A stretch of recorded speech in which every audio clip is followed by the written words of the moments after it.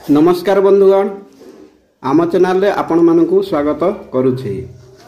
BSKY नवीन card जनवरी 6 रु आवेदन। नुआ वर्ष रु बीएसकेवाई नवीन कार्ड रो शुभारंभ। आसंता 6 तारिख रु हेबो नुआ पंजीकरण। टंका पाई राज्य रे कहारी चिकित्सा रे अवहेला हेबो नाही। समस्तंकु मागणा चिकित्सा जोगाई देवा पाई राज्य सरकार कार्यक्रम हाथ को नहीं। नुआ वर्ष रु बीएसकेवाई नवीन कार्ड रो शुभारंभ होईछि।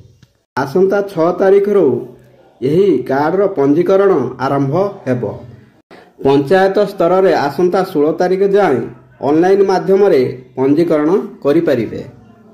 www.bskynovin.odisha.gov.in जरिया रे जने व्यक्ति निज कार्ड पाई आवेदन करि परिबे। मो सेवा केंद्र रे बिना देयरे मध्य पंजीकरण करि परिबे। ऑफलाइन व्यवस्था रे दरखास्त ग्रहण करा जिवो नाही। एथिपई जिला स्तर रे सचेतनता कार्यक्रम करा जिवो।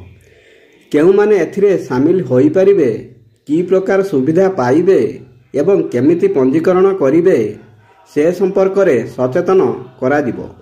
जेउ मानक पाखरे बीएसकेवाई कार्ड एवं राशन कार्ड अछि सेमानंकु बीएसकेवाई नवीन कार्ड पाई आवेदन करिवार आवश्यकता नाही। जेउ माने सरकारी चाकरी करि नाहंती कि इनकम टैक्स देउ नाहंती किंतु सेमानंक पाखरे राशन कार्ड नाही, सेमाने बीएसकेवाई नवीन कार्ड पाई ऑनलाइन आवेदन करि परिबे। बीएसकेवाई नवीन कार्ड रे प्रति परिवार पाई वार्षिक 5 लाख एवं महिलांक क्षेत्र रे 10 लाख टंका पर्यंत मागणा चिकित्सा जोगाई दिया जिवो। चलित वर्ष मे मासरु यही सुविधा उपलब्ध हेबो। बीएसकेवाई नवीन कार्ड रो पंजीकरण आरंभ। www.bskynovin.odisha.gov.in जरिया रे करिवे आवेदन। आसंता 16 तारिख पर्यंत चलिबो ऑनलाइन पंजीकरण। पाखरे राशन कार्ड नथिले भी बीएसकेवाई नवीन कार्ड पाई करि परिबे आवेदन। मो सेवा केंद्र रे बिना देयरे करि परिबे आवेदन।